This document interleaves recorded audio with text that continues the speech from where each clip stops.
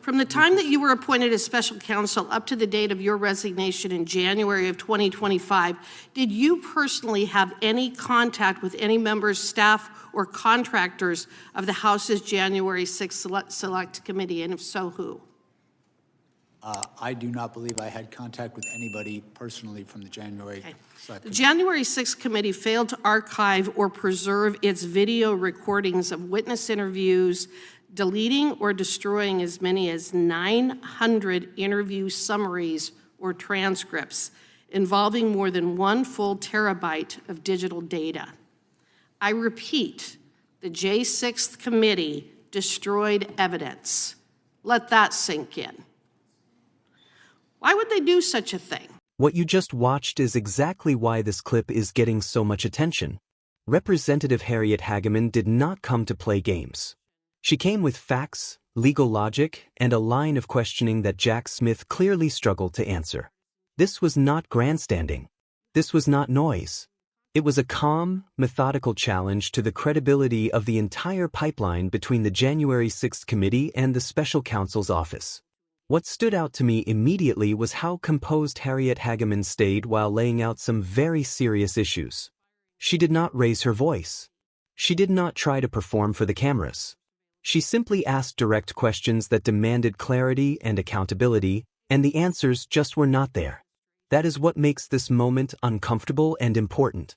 Before we break this down, make sure you like this video, subscribe to Congress Lens, and turn on notifications so you do not miss our deep dives into the moments Congress does not want you slowing down to think about. Now let us get into what actually happened here. The gentlelady from Wyoming is recognized for 5 minutes. Mr. Smith, it was during your deposition with our committee that you revealed that you tasked your team, specifically J.P. Cooney, to engage with the partisan January 6th committee.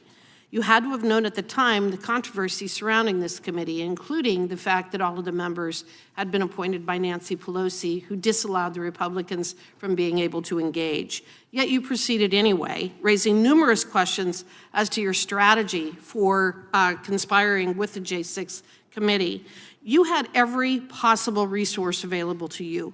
Your prosecution of President Trump was clearly a priority for the Biden administration. And it is clear that you had an unlimited budget. And you also left no stone unturned, even subpoenaing records from sitting members of the House and Senate. So what information could the J6 committee possess that you and the nation's top law enforcement agency could not obtain on your own? I did request J.P. Cooney. What did they have that you couldn't obtain on your own? In any investigation, you what information did they have that you were not able to obtain on your own? I couldn't know that until I had their information.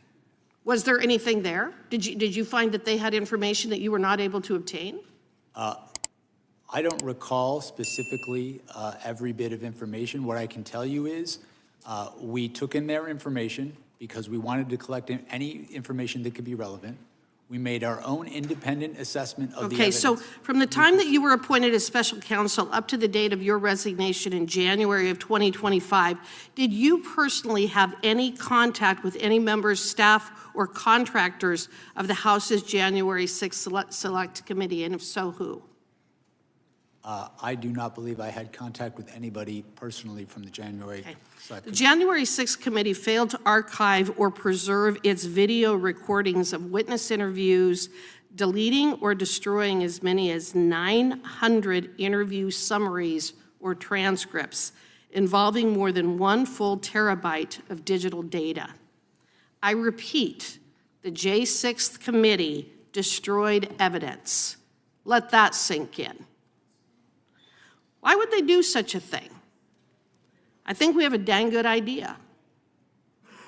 The committee actually used selective clips from these videos and transcripts during their hearings, and yet by destroying this evidence, they have denied Congress and the public the ability to obtain their full content and context. They created their narrative by selective use of the evidence before them, so how very convenient. Did you or your team receive any of those witness transcripts or video recordings of transcribed interviews from the Select Committee that were not released to the public? What I can tell you is that I requested J.P. Cooney to contact the Select Committee. Do you know if you received any of the evidence or testimony that the J6 committee eventually destroyed? I don't have any information that the J6 Committee You don't know destroyed one any way or the evidence. other as you sit here today. No, what I'm telling you is that I requested all the information we could get from the January 6th. Has all of the information that you requested been preserved? All of the information from the J6 committee, has that been preserved?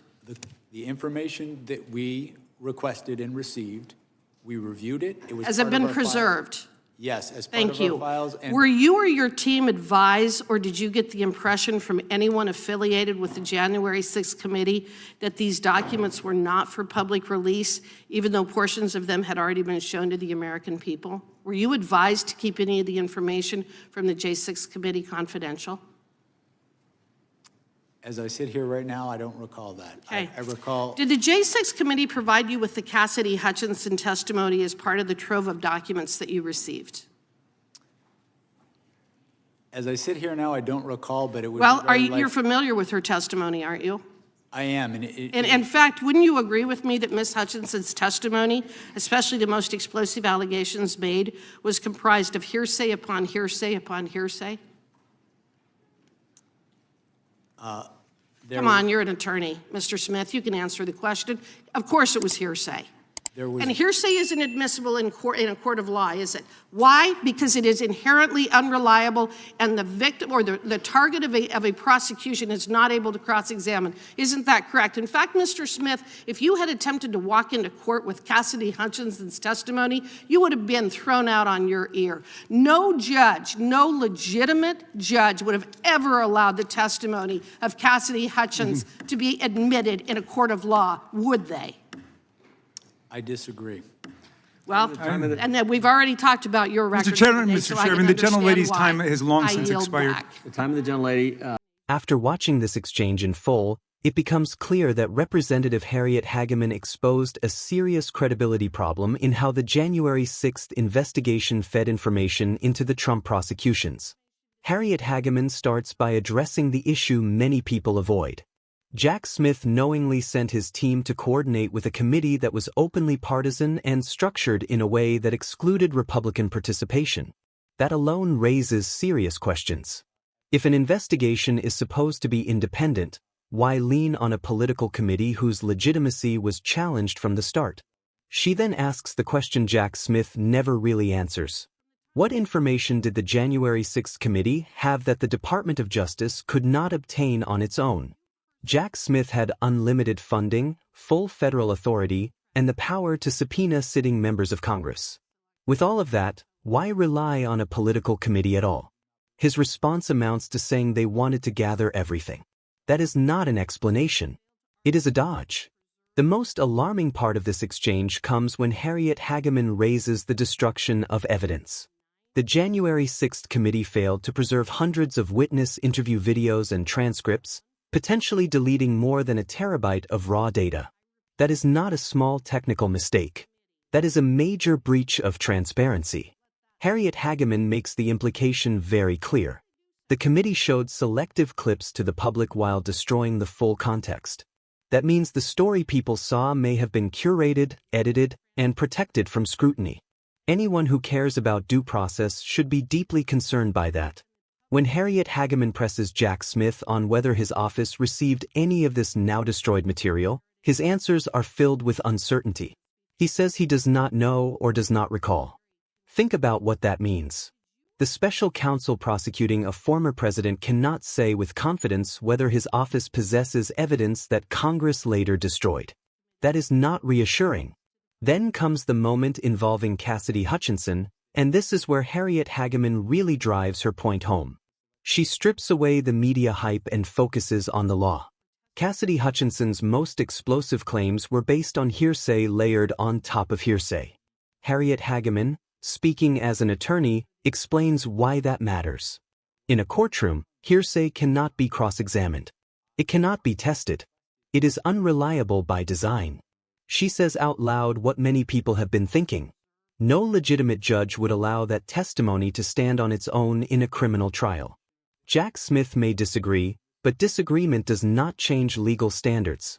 It only highlights the gap between political storytelling and actual courtroom rules. What makes this exchange powerful is not just the questions Harriet Hageman asked. It is what the answers revealed. Memory gaps, unclear accountability, and a troubling lack of certainty from the nation's top prosecutor. This was not about defending Donald Trump. It was about defending process, evidence preservation, and the integrity of the justice system. And the fact that Harriet Hageman was cut off for time just as she was driving these points home says more than anything else. This is exactly why Congress Lens exists. Because if you scroll past moments like this or accept headlines at face value, you miss what really matters. If you found this breakdown helpful, hit the like button, subscribe, and let me know in the comments what part of Harriet Hageman's questioning stood out to you the most. This is Congress Lens. I am Audrey, and we will keep watching so you do not have to take their word for it.